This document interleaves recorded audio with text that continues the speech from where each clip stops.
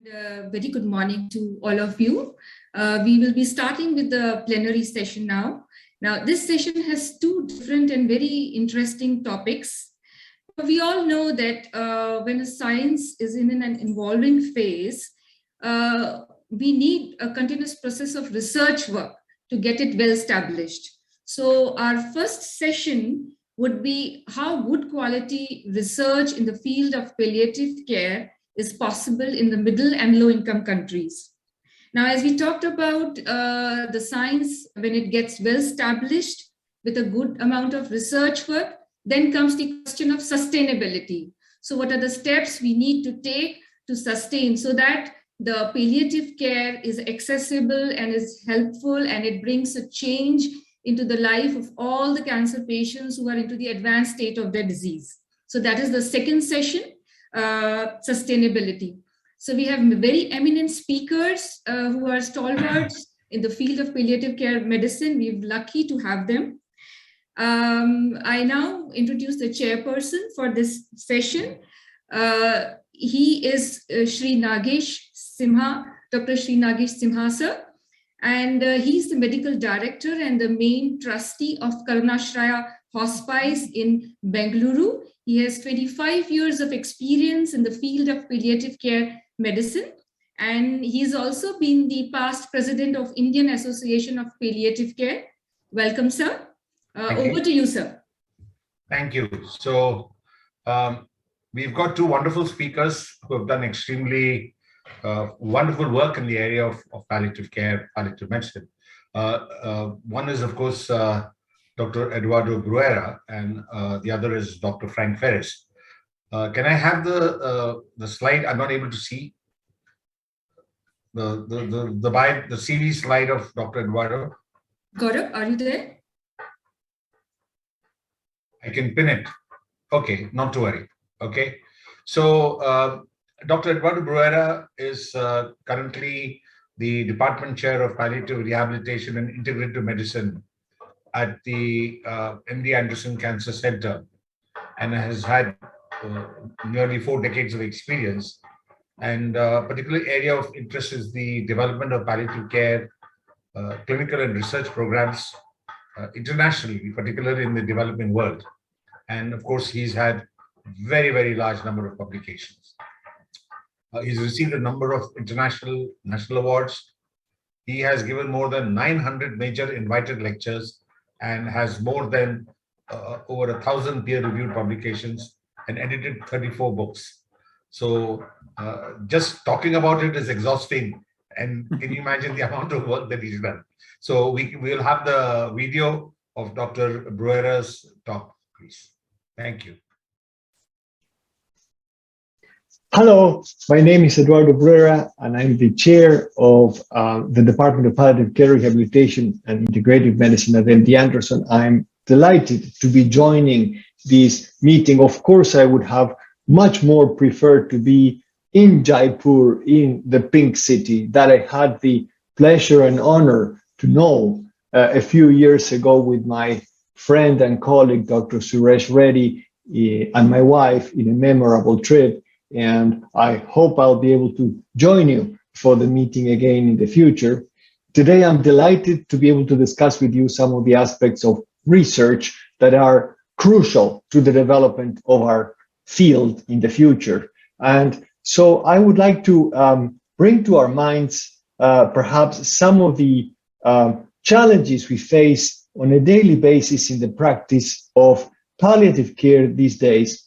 And this patient summarizes some of the challenges. This patient had cancer, but you might have patients with many other conditions, congestive heart failure, COPD, AIDS, neurological diseases. This patient had fatigue, had enormous amount of loss of bone, of muscle and fat, was cachexia, had pain due to metastasis, had anxiety and depression because he was facing close to the end of his life, and many of these symptoms happen all together in our patients. And when the patient is ill, the family is ill. The family is facing financial exhaustion, physical exhaustion, emotional exhaustion.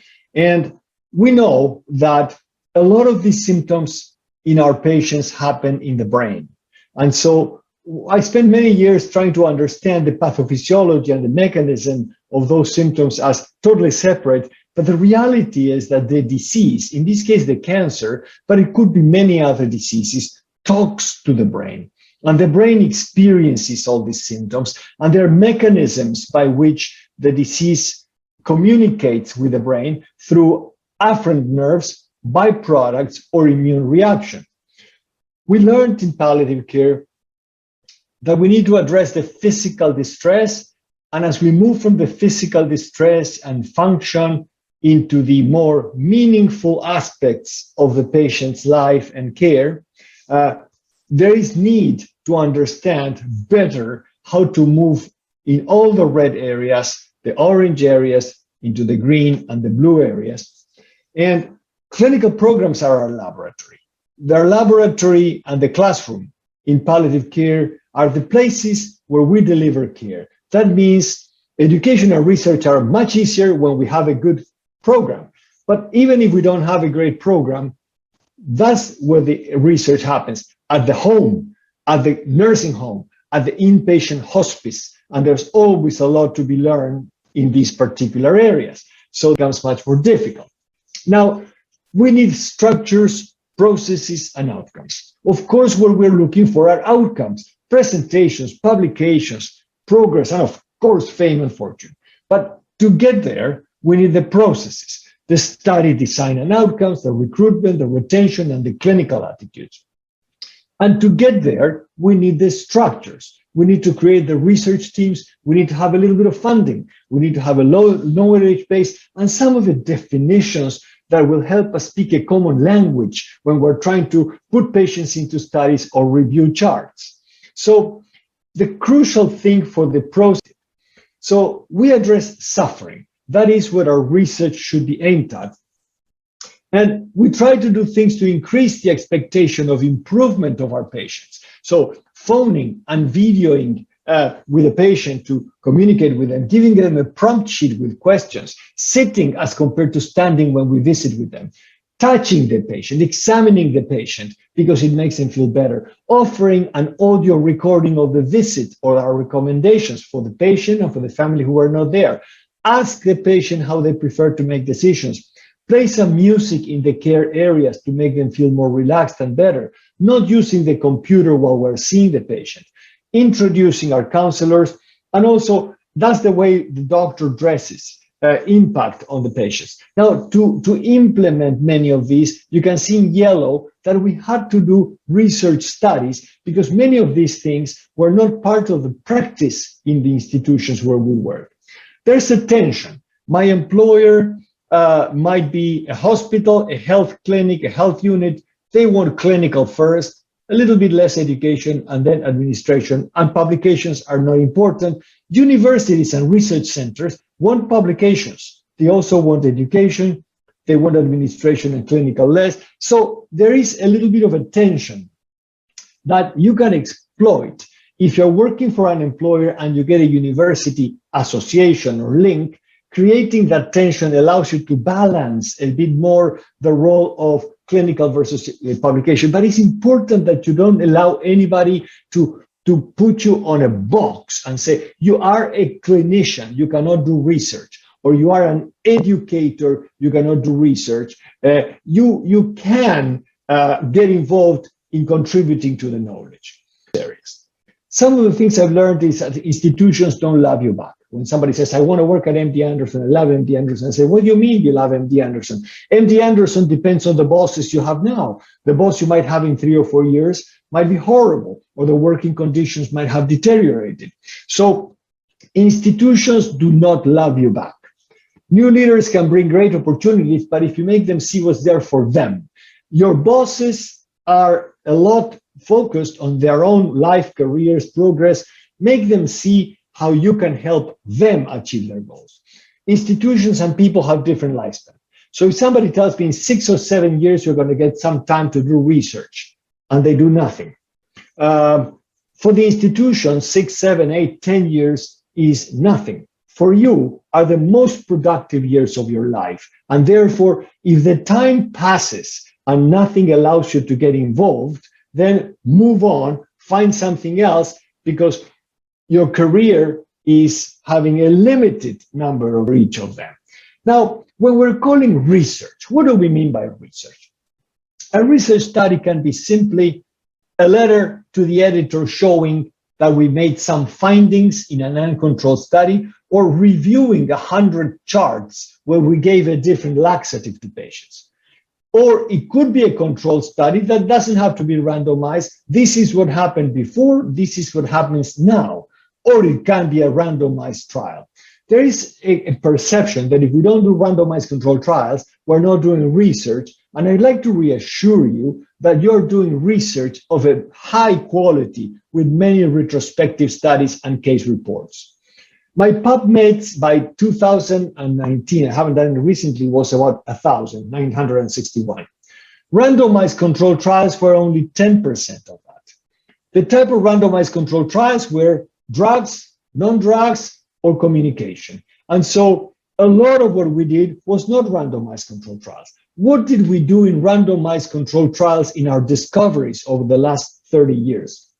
Well, we did RCTs in corticosteroids for fatigue, dyspnea, and pain, in oxygen for dyspnea, methylphenidate for sedation and fatigue, megestrol for appetite, optimistic versus less optimistic message to a patient and the impact it has, sitting versus standing, and using or not the computer in the exam room. Those were randomized controlled trials. We also did randomized controlled trials about hydration versus placebo hydration, lorazepam for delirium, and autonomy versus beneficiency in our communication. Now, we did a lot of studies that had no randomized controlled trials. And I would like to propose to you that many of those are even more important discoveries than the ones we did with RCTs. Opioid rotation did not have randomized controlled trials. The subcutaneous route for administration did not. The development of the ESAS for a symptom assessment that is used everywhere in the world, including half a dozen languages that you can use in India today, all the initial methadone studies we did, the impact of the palliative care unit, chemical coping of the patients for universal screening, and delirium universal screening, none of them have randomized controlled trials. Why are randomized controlled trials high? You need a lot of personnel, a lot of resources. You frequently need a grant. Dropout rate due to complications in palliative care is very high. More than 2 weeks in palliative care, 30% dropout rate. So you have to be very short. There is a placebo response. And so many studies end up being false negative because the patient improves just by the increased attention we pay to them. And then there's problems of loss of blinding because some medications can be sedating and then we can figure out what they're taking. So what do I propose? Keep a balanced portfolio. Always, at any given time, have short-term, medium-term, and long-term studies. Short-term studies, retrospective, case reports, qualitative, brief surveys. Medium-term, prospective and control studies, some systematic reviews, some larger survey, and finally, long-term studies that are the randomized control trials or the multi-center. When you finish one of the short ones, it's great to replace it by another short one. When you finish one of the long ones, you can replace it by a long one. If you only focus on these ones, it's very dangerous for your career because it will take you years. You may have nothing to show in the annual meeting like this one every year because you have not finished this long one. And it's a high risk of failure type of studies, while the short-term studies are totally safe and you can always bring something to the meeting. Of course, if all you do are retrospectives, well, somebody might say that your work is a little bit superficial. And so having a balanced combination might be a nice strategy. Publish or perish is true. In academic cycles, you have to publish your preliminary data. Some people say, well, I'm not sure I'm going to do another one or I'm going to get into my real study. No, please publish your preliminary results. Always publish the first data you have. When you're reviewing data for a grant application, publish that review, write it as a review and submit it. That's another publication. Now, My advice to you is never present a poster. The posters you bring to this meeting should be the abstract of the paper you've already written. That way you don't have to work double, you don't have to work triple, you don't have to bother your biostatistician if they're going to look at the data with you. You look at it only once. You write the manuscript and then you send the abstract of that manuscript as a submission to the meeting. Now, palliative care research can involve symptom assessment, psychosocial, clinical and financial outcomes, pharmacological, non-pharmacological communication, end of life and bereavement. All that is palliative care research. Where do we get the idea? The idea, we can get it from clinical observations. For example, we got ideas from clinical observation when we started using methylphenidate and the subcutaneous route. We can get it from reading. Some of the studies we did on corticosteroids and donepezil were because somebody sent a letter to the editor saying, hey, people have less vomiting when they have a corticosteroid, and we did more studies on that. Same thing happened with donepezil. Now, translational, that is from animal research, from basic research to clinical, none out of more than 1,000 studies, because we work on personhood. We work on the personhood suffering. So those would be the main sources in our view. Now, please look with extra attention at what you do daily. So that can be ideas. What are you doing that you have not seen published anywhere else? What happens with guidelines and metrics? What is potentially different with guidelines and metrics from what you do? I sometimes reread my old papers because, first of all, it helps me to understand what has changed, but it gives me ideas that I may not have pursued. But the other thing I sometimes do is I read my old consults I did 15 years ago, 10 years ago, 5 years ago, and it helps me understand what the challenges are to care for those patients. The one thing that is important when you're doing a literature review, first of all, is remember that palliative care literature is different from oncology, internal medicine, gastroenterology. It's scattered among multiple journals and multiple fields. It is not focused, and therefore you have to look at keywords and review the literature based on those, because it's all over the place in journals. Do not read too much. You don't need to be reassured that your idea has never, ever been published. You just need to be reassured that it hasn't been published a lot, and that is enough for you. And finally, always plagiarize the methodology. Don't invent a new methodology. See what the others did and copy the methodology, because that way it's going to be much easier for you to publish your paper. What is the team? The expert in content, that might be you, experts on dyspnea and delirium. The methodology expert, if you're going to do a qualitative study, if you're going to do a psychometric instrument development, you might need somebody. If you're doing a clinical trials, somebody who's expert in the methodology. They may have done it for diabetes, they may have done it for heart failure. You can use the methodology experts as part of the team. The biostatistician, we don't need to become one, we just need to work with one. Somebody who knows the logistics, somebody who knows when the patients come, where they go, a good clinician in the team who can help you. And finally, who's going to be collecting the data? Students, nursing assistants, other members of the team. That's the team. And for you, the most dangerous team member is your mentor.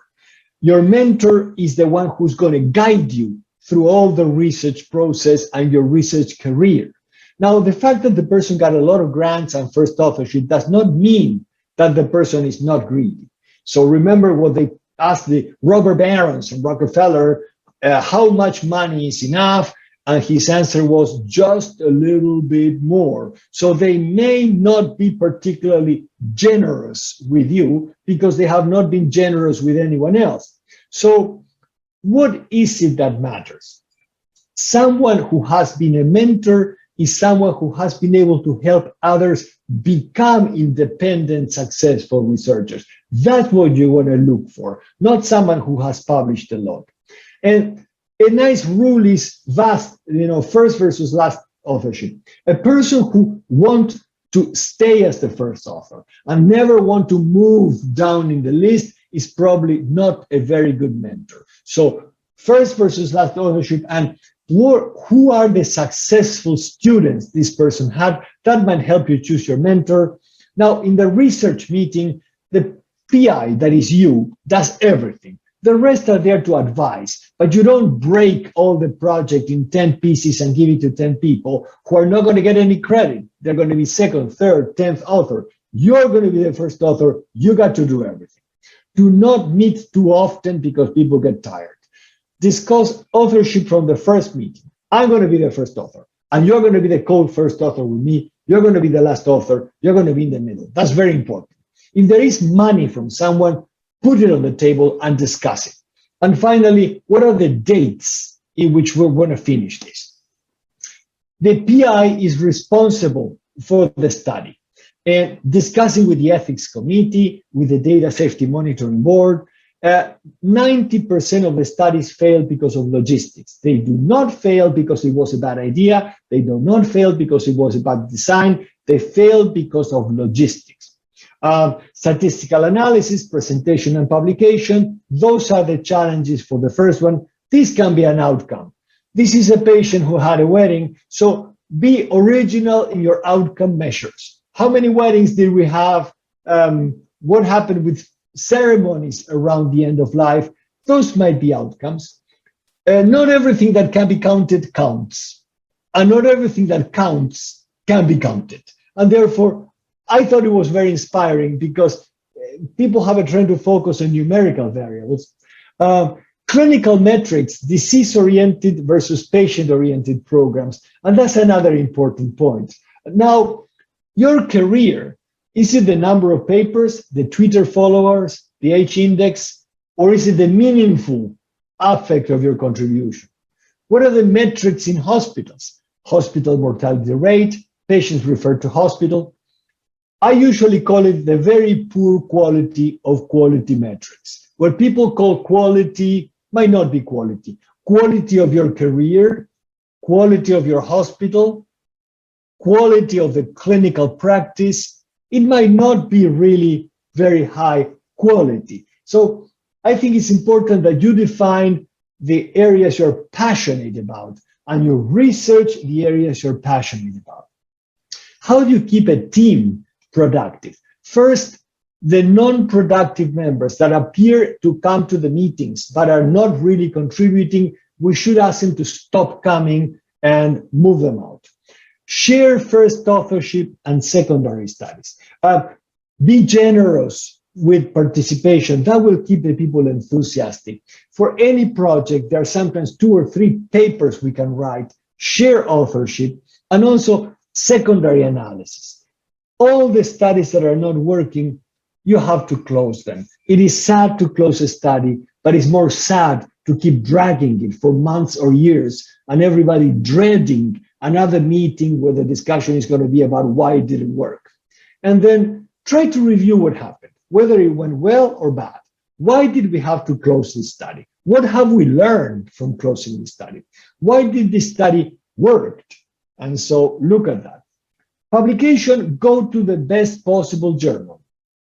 The best hockey player in the world, Wayne Gretzky, was saying, they told him, you always score when you shoot to the net. And he said, no, I don't. I just shoot like everybody else. It's just that I miss the same amount as everybody else. I just keep trying.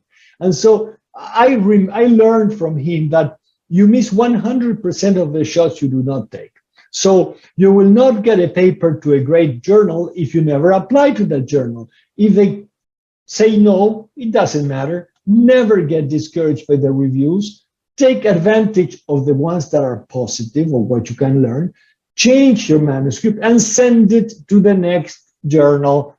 Don't let that negative review make you feel that your paper is worthless. Apply again.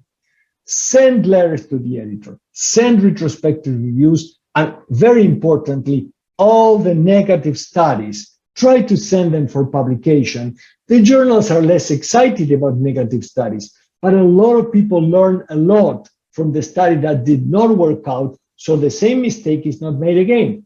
A study that is rejected by pharma companies and by granting agencies may simply be that you are an original and ethical thinker and they don't get it. So please don't feel disappointed if you get rejections from the agencies and from pharma.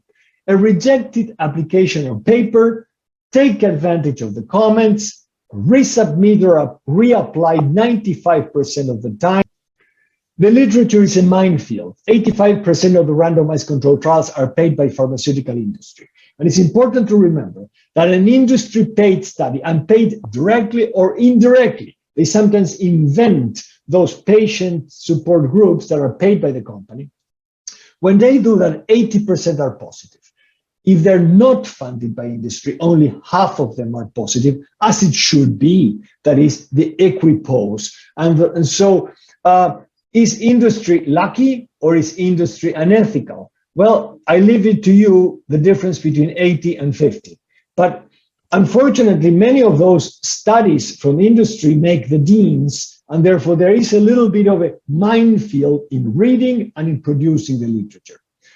There are some systematic reviews and meta-analysis that are highly unethical because they're all industry-funded meta-analysis and all industry-funded systematic reviews. So you have a bias included there. So for a long time, in practice guidelines of the organizations, all you needed to do is to disclose your association. And after that, you were welcome inside. There's a small bit more regulations in limiting the people who have been receiving money from a company to allow them into the guidelines production or guidelines writing. But still, there is a lot of contamination. So the medical literature can be difficult to read because there's a lot of interest in it. Respect the fact that research productivity has cycles. There are times when you have ideas, you have protocols, you activate your studies. There's a plateau in which your analysis, presentation, and publication, and then you might go to a valley where you have no ideas and no energy. Don't worry about it. It's a matter of a cycle that is a normal cycle, and normally at some point you will go back again. But respect the fact that there are moments when you're going to be more productive, full of energy, and moments when you're going to go through a valley, usually after the presentation or publication. Recognize and respect professional cycles in yourself, but also later when you're a boss. You must be able to change your mind. So opioid rotation replaced opioid escalation. I did opioid escalation for years. Then I learned and we went to rotation.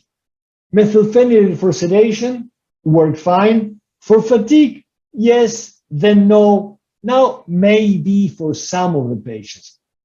Methadone was a villain. It was generating a lot of toxicity. And then it became a hero when we started using it in a very different way. But there are problems still with it. Prognosis in cancer center from being very easy to being very hard because of the new treatments available. And advanced care planning, interpreted as the solution to the problems, to becoming the problem by being oversimplified. So it's important that in medicine, in research, we're able to change our mind and we're respected by having to change our mind. There is no finish line, not even at retirement. Write the paper you would like to read. Keep being creative because it makes you happy. You don't need to prove anything, but if you keep writing little papers and making contributions, it will make your career happy. Writing a little bit daily is important. I try to write a little bit every day because it helps me keep moving a little bit. And then it's also important to know that uncertainty about the results, frustration about not getting the study I would like, and a certain amount of loneliness when I have to face the data, and when I have to write, and when I have to review the data, are important. It is impossible to turn this into a picnic. There is an effort associated with this, and so uncertainty, frustration. In our careers, we have achievement over time. if I have the expectation of being at a certain level of my professional career, and I am here, this is a lot of ways responsible for burnout and for professional frustration. And so there's two ways to work on this. See what's delaying your progress and speed it up, but also readjust your expectations. Adjust to the expectations that you set yourself initially, and that both are ways to eliminate burnout. Research is essential for the survival of clinical programs in academic settings. If you're going to work in an academic institution, you need to publish. It brings recognition to all involved. The team is the most important secret for success. And there are palliative care studies you can do today if you talk to colleagues who are part of this meeting. So I would like to, at this point, thank you so much for having taken this presentation, for having allowed me to be with you. And as I said before, I look forward to meeting all of you at some point in the near future in India. Thank you. Bye-bye. Thanks to Professor Bruera. I don't think he's joined on the call, has he, Manisha? No, I don't think he's there. No, he's Yeah. not here, sir. Yeah. He's So not live. yeah, as usual, Eduardo brings in a slightly different approach to things, and a lot of the stuff that he's talked about is, I think, very, very practical. And those who are in academics, where publishing becomes very important for survival, it is obviously, these are all the pitfalls that he has spoken about. So anyway, I think now we should move on to the next speaker, and we have him very much here in flesh and blood, but virtually. So Dr. Frank Ferris is an extremely well-known person, and he's got lots of fans in India, particularly of the female kind, which sometimes, is difficult to stomach, Frank. Okay, but even then, you're a good guy. He's currently the executive director, palliative medicine, research and education of Ohio Health, and of course, his particular interest is in strategies for integrating palliative care into the existing healthcare systems. I think that is something that we are grappling with in India, and of course, he's published and spoken widely on multiple subjects. He's got a large number of appointments, and I will leave it to you to read, because I don't want to waste time. But he's held very, very distinguished positions, and as far as accomplishments are concerned, the International Leadership Development Initiative and a lot of the at one point of time the younger palliative care crowd, the all now become very mature, and the wonderful grounding that you gave. I think when I came to know about this Leadership Development Institute, I was age barred, but I did recommend to a few people, which was required from the IAPC when I was president. And I think that's been a wonderful job that you've done, Frank. You've sown the seeds of excellence amongst a lot of people out here.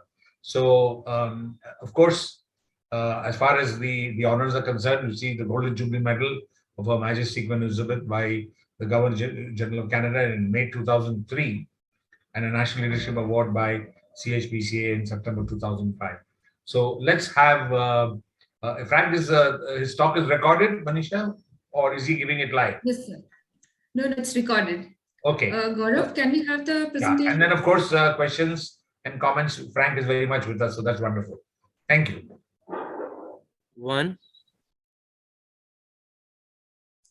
Good morning. I'm Frank Ferris. Delighted to be able to join you and all of our colleagues at IAPCON 2022. Our colleagues in Jaipur have done an extraordinary job putting this together. But of course, here we all are virtually.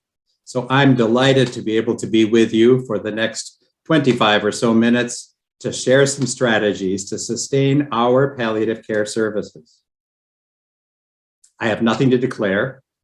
And I also invite you to take my slides, if you'd like to, adapt them, and use them to present with attribution. So I highlight the sustainability issue, but it's also part of growing our palliative care programs, because during COVID-19, this pandemic, it can be especially tough. There have been many challenges. I'm aware that some programs, such as ours at Ohio Health in Columbus, have really flourished. Other programs have actually failed and closed. Let's unwrap some of those issues and why that might be the case. And let's put it in the context of how can we actually be successful? I do this because Winston Churchill said to us, never let a good crisis go to waste. And here we had a crisis, huge numbers of patients, a real opportunity, many of them dying. And I'm aware that that was true in India as well. Palliative care was really needed for these patients. So my first principle to share with you is think big from the beginning. Have a very clear vision for what your successful service will look like. When I'm saying service, it could be a palliative care program as well. Make sure that you plan for the full picture. Many programs have made the mistake of only thinking a year ahead. And then they've been so successful, but they didn't have a strategy to increase their size, the number of professionals, and their resources. The other principle is the best pathway to success is through the advocacy of others. If I come up to you and I tell you to do something because I'm advocating, how likely are you to do it? I suspect most of us would say, I'm going to really think about it for a while. But if I come up to you and I engage with you and you understand the value, I suspect you're going to advocate on my behalf. And we have found that to be an incredibly successful strategy in all the programs we've developed over my career. Let somebody else be your advocate. So, well, how do we start out? I think it's important that each one of us carefully thinks through a strategic plan. It's going to be the key to your success, starting off with a concept, the situation analysis, our SWOT analysis, a vision, mission, our value statements, goals, and our implementation plan. But right at the beginning, that situation analysis is going to be key. Never forget that palliative care services exist to serve their customers and stakeholders. Only if you are an autonomous hospice program without any other relationships, and maybe that's not even true in my mind, you are there to serve somebody else. You're dependent on them for the referrals, except for those few patients who come to you spontaneously. Most of us get our patients from referrals from other doctors or team members. So it's all about relationships, isn't it? You and I need to cultivate those relationships. And in order to think about which relationships should I focus on, we need to start with a careful environmental analysis. Who are our customers, those persons or organizations who will use or directly benefit from our service? And who are the stakeholders, any person or organization who will benefit indirectly or could be impacted by our service? That analysis is really important. Well, my first question for you is, who are your most important customers? I bet most of you said our patients and their families. And I'm going to say, nope, that's not correct. They're the target of our activities, but they're not our most important customers. Well, so who are our most important customers who is it who actually sends the patients to a palliative care service? It's the referring physicians and the managing teams. They are our customers, number one. And then, of course, the recipients of our services are our patients and families. But let us never forget our other key customers. We all, or almost all of us, live in the context of an organization in which we work, whether it's a hospital or a cancer center or other forms, a university. There's an administration that is interested in our activities, that provide us with resources, particularly the money, but support additional people joining us, that provide the services we need for testing, everything. And behind them are people who are the funders. Never forget, it's either the insurance people or is it the Ministry of Health? They're very interested in what we do. They are our customers. So part of a situation analysis is understanding what our customers need from us. Well, I'm going to say it's very simple. They want us to help them achieve their goals. We're not there to do it in isolation. We're assisting them. So many people in palliative medicine, palliative care think, I've got to save these patients, I've got to do it, and my goodness, those people didn't share the information properly. They get on a hobby horse and it won't be helpful. What you need to do is understand what our customer wants, particularly for the physicians. It's the referring physicians and their team members, but that's true for all of us in a palliative care team. Those are the most important people for us to pay attention to. So of course, the perspective in terms of what help means will depend on the individuals involved.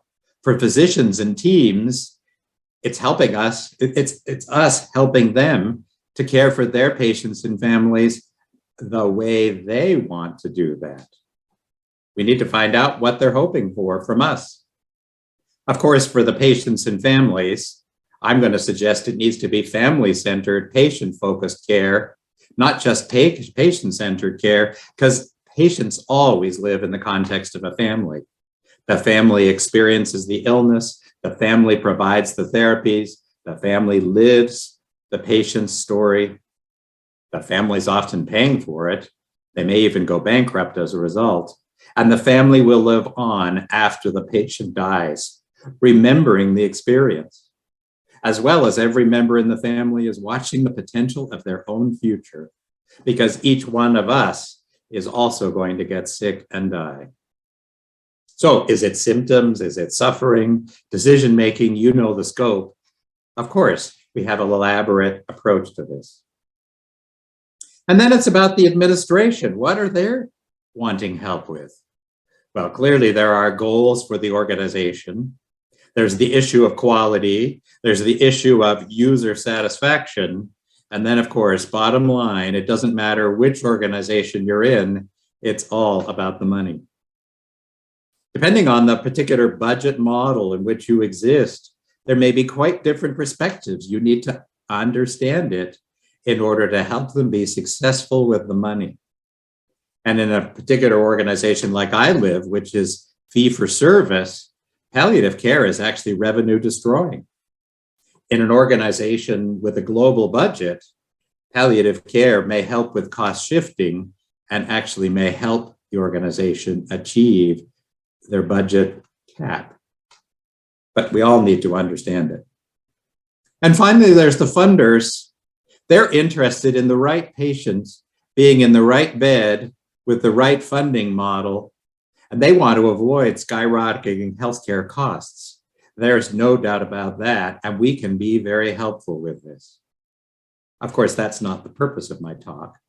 We could go into much more detail some other day, but the point is you and I need to be in inquiry mode to find out which issues each of these customers wants help with.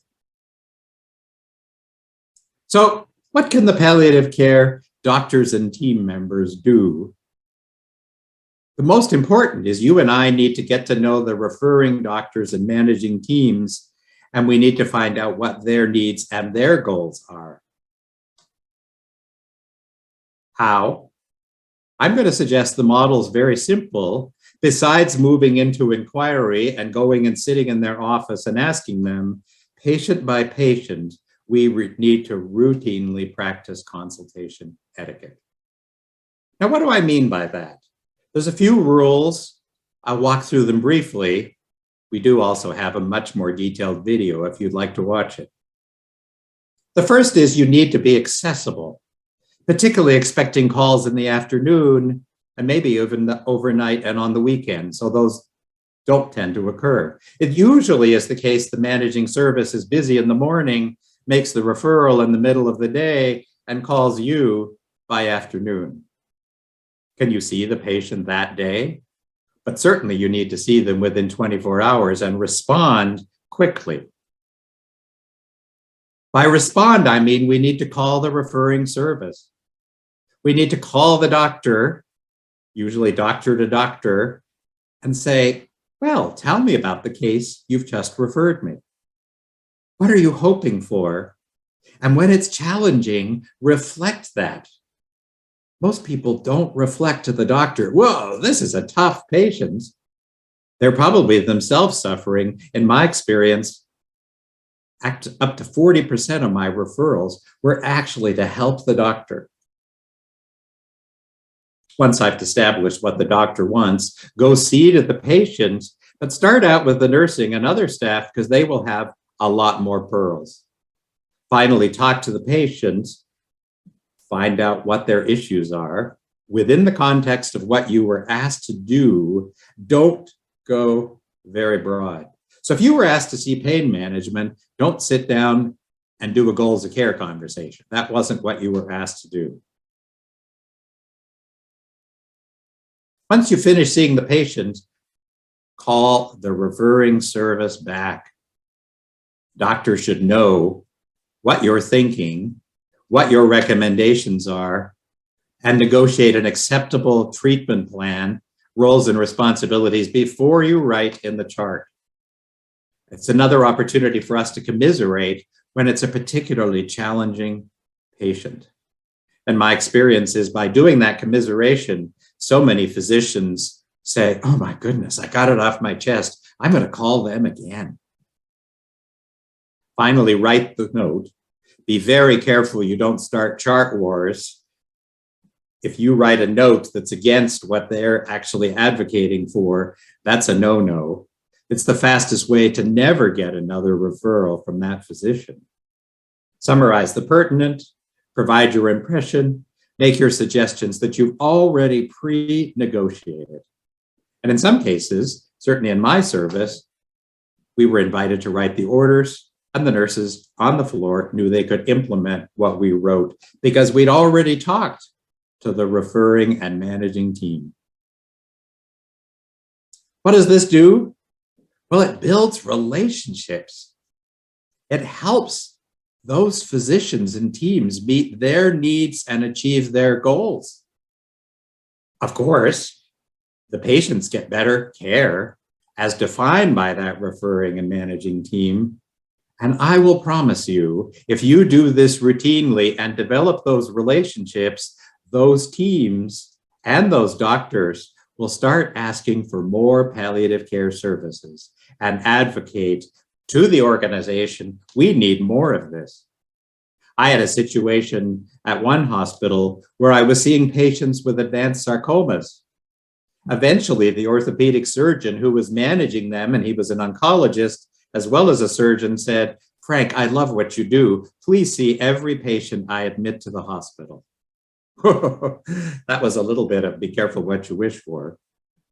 But we figured it out, and we were able to meet that doctor's needs and expectations. And when I was concerned, I would even call him in the operating room, and he would answer because he knew we needed to negotiate before we implemented a plan of care.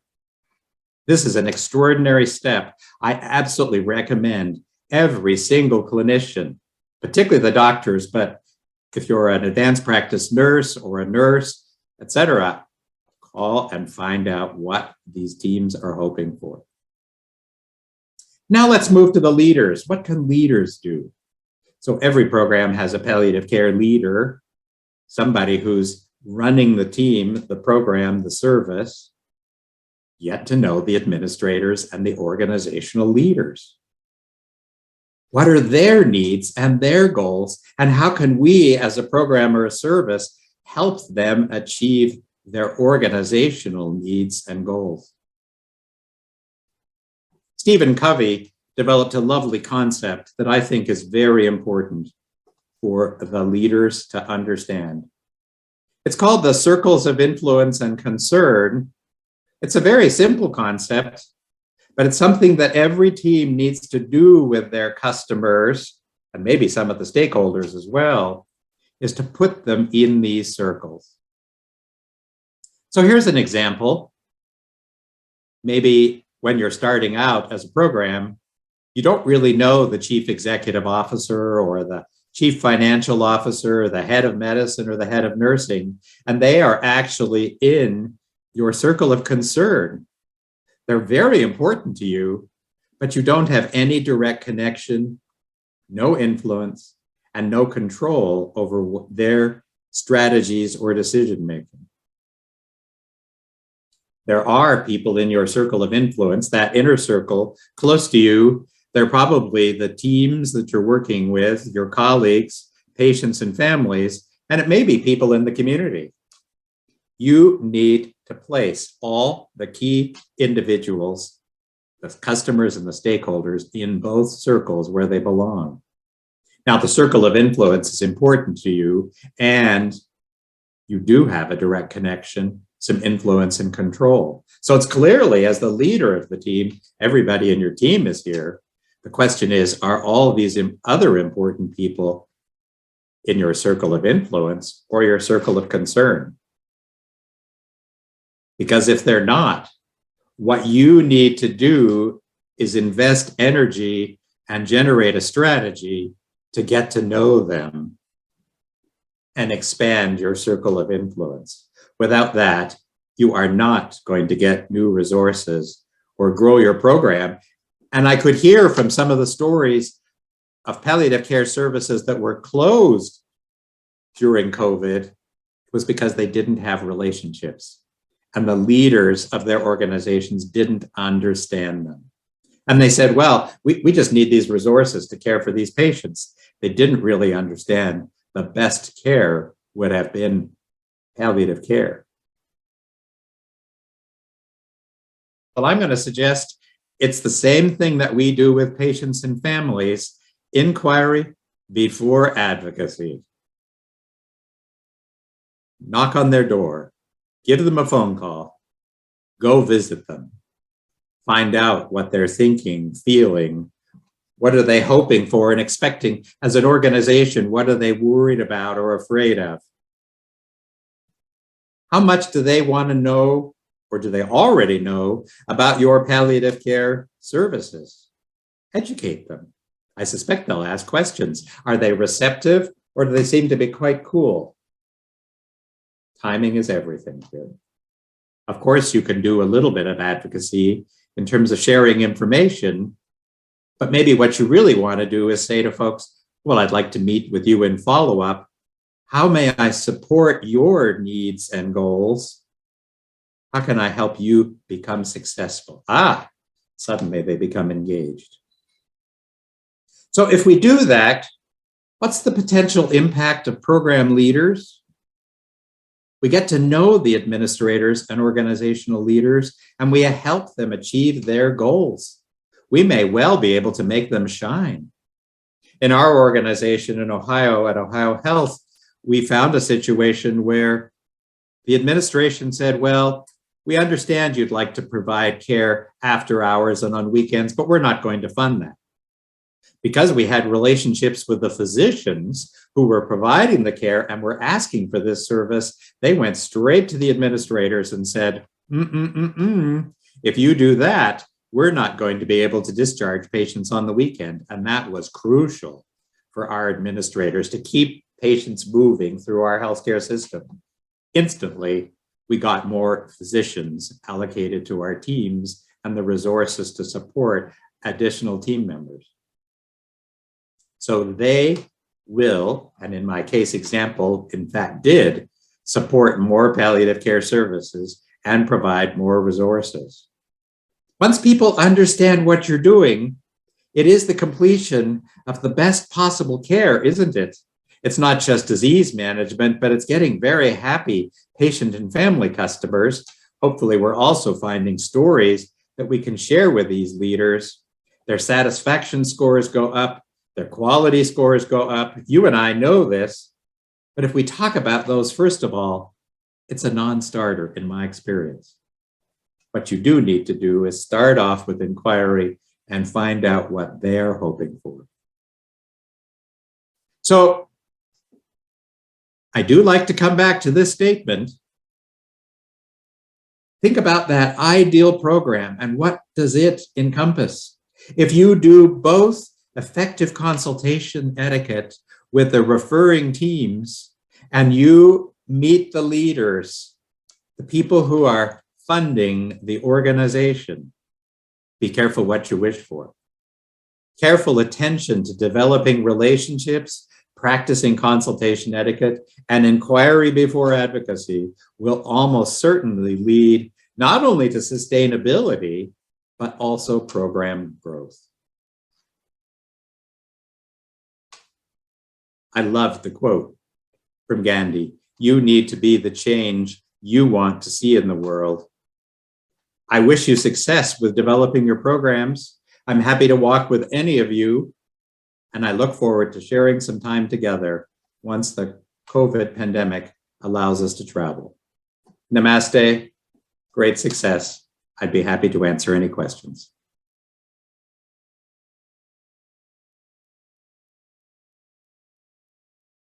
The most respected president of IAPC on the call. So Sushma, if you would like to say something, because you were supposed to disappear into another hall, but you've got an opportunity to, to say something. Please go ahead. I just want to say that I went to Hall B and I came back again because there are 3 minutes so to start in Hall B.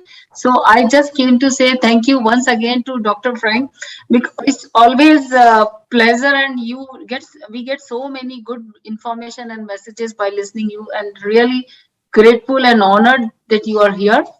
Thank you very much, and I hope that all the listeners, those who have listened those who are hearing this lecture, they must have got a lot of information, and they will definitely, it will be useful in their day-to-day practice. And thank you, Dr. Nagesh, for inviting me to. My pleasure. So I've been told by the technical team, Frank, that because you're a very important guy, and so you're also the plenary, and by rules there are no questions and answers in a plenary. And there are only 2 more minutes for the session to get over. But I must say that it's been wonderful. Your presentation sounds very simple, I mean, is that all? But my God, if you actually think about it, there's such important things. And I think the fundamental thing about patient care, and particularly palliative care, is building relationships. And unless and until you do that, and you were very cheeky when your guys didn't want to fund you, so you went and squeezed to your colleagues, the physicians, and they tightened the screw. You see? And they said, we won't discharge, and that really hurts the administration. So I think you need to, use a little bit of tact, and I think that is absolutely wonderful. So thank you very much for a wonderful presentation. I think it's very important points, easily digestible in a way, and I'm sure that people who want to set up palliative care services can take a lot of lessons. And I'm sure that if anybody you've got lots of people who anyway contact you, but if there's anybody else, I'm sure the organizers will be happy to share your contact details. And so thank you again for being on this Zoom call, and we look forward to seeing you in India. And of course, since I'm the chair of next year's conference, okay, I look forward to seeing you in Bangalore and we'll work things out. So I hand proceedings back to Dr. Manisha, and I think we are just in time to close the session. Thank you, sir. As a moderator to the session and as a member of the organizing team too, I thank the speakers, Dr. Frank Ferris and Dr. Burera, for being a part of this conference and agreeing to be here available on this platform of IAPCON 2022, sharing their information and experience. And we wish to follow your steps and make a difference to the clinical practice of palliative care. Thank you, Shri Nagesh Sinha sir, for your kind presence. Thank you so much. With this, I close this session. Thank you all. Thank you. Thank you.